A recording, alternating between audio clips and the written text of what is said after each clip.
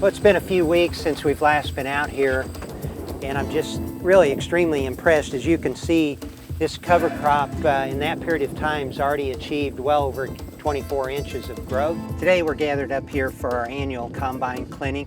Some of these skill sets aren't used but once a year in the fall season when we go to the field. We're here today just finishing up a large conservation project, very labor intensive. We got our whole crew here. That is the last stand we're going to hang in preparation for the season here at Grigsby. I'm pretty excited about it.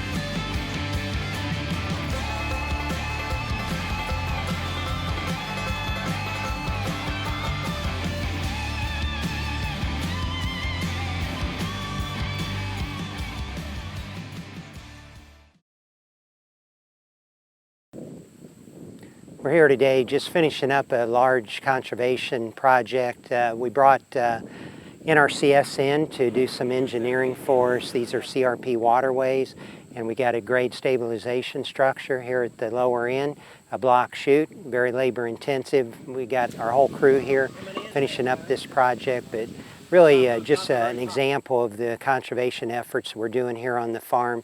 The waterways are a grass filter strip that prevent gully erosion. And then what we needed to do here behind me, we had a major grade change from the flow line of the waterway to the flow line of the creek. So we needed a grade stabilization structure to protect and stabilize the grade change going down to the flow line of the creek. So what we've got here behind us is a 800 block chute. Again, it's engineered by NRCS, so we've worked very closely with them, and we just think this is going to complement the overall project. We should get out of this structure at least 50 years of life. So I just want to demonstrate, example of the efforts that we're going to further our soil conservation here on the farm.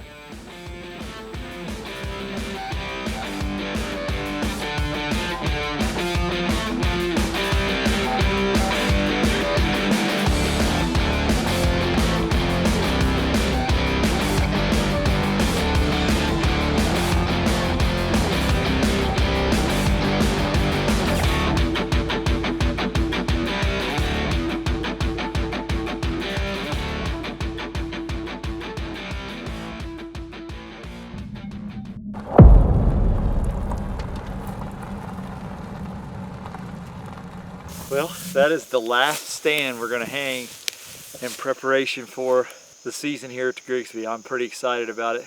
Only a couple more weeks and we're going to be hunting. We've got a truckload of stands hung, over 160, and that's double sets. Like this one's a ladder and a lock on so our camera guy can get in the lock on above us. But we got a standing corn patch right here that we're going to leave, and it is going to be a major food source once it gets cold. This is going to be really good, and it's nice because we're up on top of the hill. And a lot of times, some of the prettier areas, the hunter in the bottoms, but on this property in most places, when you get in those bottoms, that wind swirls in the bottom, and it's hard to have a consistent wind, and it's hard not to get winded. Well, if we get up on top of these hills like this, we're gonna have a nice steady wind all the time, and we can hunt it. So like on this spot, we do this a lot. We've got a stand on that side of the food plot and a stand on this side of the food plot. And the reason we do that is so if it gets hot, meaning like their deer hitting this hard, we can hunt it any day. So on a south wind, I'm going to be hunting on this stand. So anything southeast, anything straight south, even a little southwest would probably work because it'll blow it out in the middle of this field. Anything north, doesn't matter where it's coming out of, that stand on the other side of work. And we can access that from the south. So that way the wind to be in our face, we can get in it. And same thing here, walk across this open field. So we can get in the stand without anything smelling us, hearing us, seeing us, and stay on this food source every day. Because once the deer start hitting it hard, this is going to be a pretty strong spot. I am glad to be done hanging stands. The hard work is done. Food plots are done. Standing crop areas have been outlined and ready to go. It's time to hunt.